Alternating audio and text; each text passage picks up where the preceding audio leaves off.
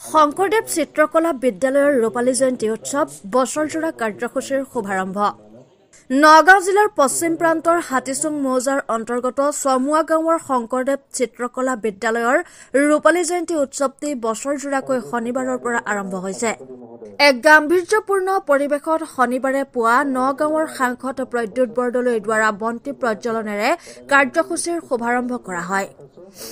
ইয়াৰ পিছতে অনুষ্ঠিত এক মনোগ্ৰাহী অনুষ্ঠানত সাংসদগৰাকীয়ে শিক্ষানুষ্ঠানৰ সকলো কাম কাজত অনাগত দিনবোৰত সহায় সহযোগিতা আগবঢ়াই যাব বুলি মন্তব্য কৰি শিক্ষানুষ্ঠানখনত ৰূপায়িত হ'বলগীয়া এক প্ৰকল্পলৈ সাংসদ পুঁজিৰ পৰা ৫ লাখ টকাৰ অনুদান প্ৰদানৰ কথা ঘোষণা কৰে।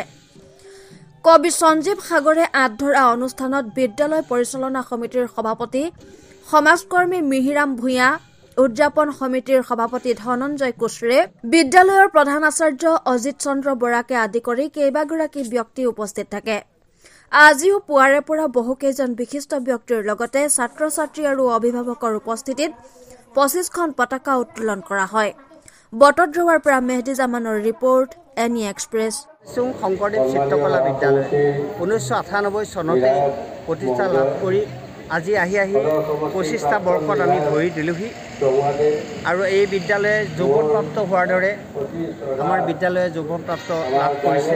আৰু এটা নিয়ম আছে যে ২৫ বছৰত ৰূপালী জয়ন্তী বৰ্ষ আৰম্ভ কৰিব পাৰে বা আৰম্ভ কৰে। গতিকে আমি সেই মৰ্মেই আমি এই শংকৰদেৱ চিত্ৰকলা বিদ্যালয়ে বছৰজোৰা কাৰ্যসূচীৰে এই ৰূপালী জয়ন্তী বৰ্ষ আমি উদযাপন কৰিবলৈ দিহা কৰি এই জানুৱাৰী আমাৰ প্ৰতি বছৰে আমি ৪ জানুৱাৰীত আমাৰ প্ৰতিষ্ঠা দিৱস আমি পালন কৰোঁ।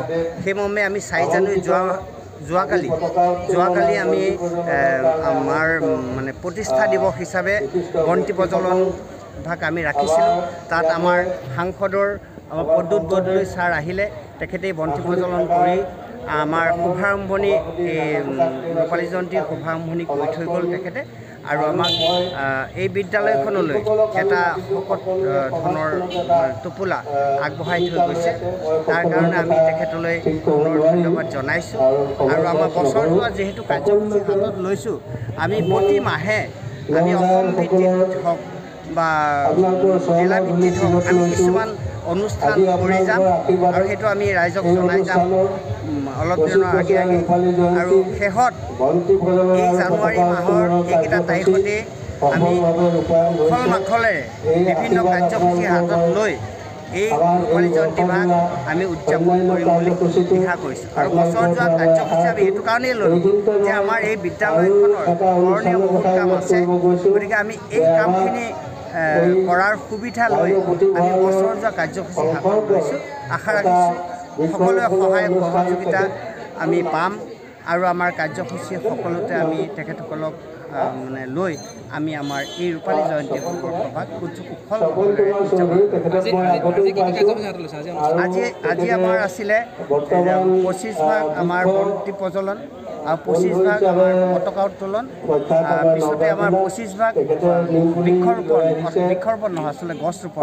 বৃক্ষ বুলি ক'লে ভুল হ'ব, ডাঙৰ নিম পুলি ৰোৱাৰ ব্যৱস্থা কৰিছোঁ। ইয়াৰ পিছত আমি কাৰ্যসূচী লৈছোঁ আমাৰ সাংস্কৃতিক অনুষ্ঠান। এই সাংস্কৃতিক অনুষ্ঠান আমাৰ বিদ্যালয়ৰ ছাত্ৰ ছাত্ৰীৰ বাহিৰেও আমাৰ অঞ্চলৰ বিভিন্ন কলা কৌশলী অৰ্থাৎ শিল্পীসকলে আজি অনুষ্ঠান পৰিৱেশন কৰিব দিন যোৱা কাৰ্যসূচীৰে। এনেধৰণে আজি আমাৰ কাৰ্যসূচী আমি প্ৰথম আৰম্ভণি অনুষ্ঠানটো এই দুদিনীয়া কাৰ্যসূচী। আজি আমাৰ মাজত বিশিষ্ট ব্যক্তি আছে আমাৰ ৰহা সমষ্টিৰ বিধায়ক সন্মানীয় শশীকান্ত দাসদেৱ আৰু প্ৰাক্তন বিধায়ক দুৰ্লভ চন্দ্ৰ ছাৰ আছে। তেখেতসকল আজি আমাৰ মাজত উপস্থিত আছে। যোৱাকালি প্ৰদ্যুৎ বৰদলৈ ছাৰ তেখেত উপস্থিত থাকিলে।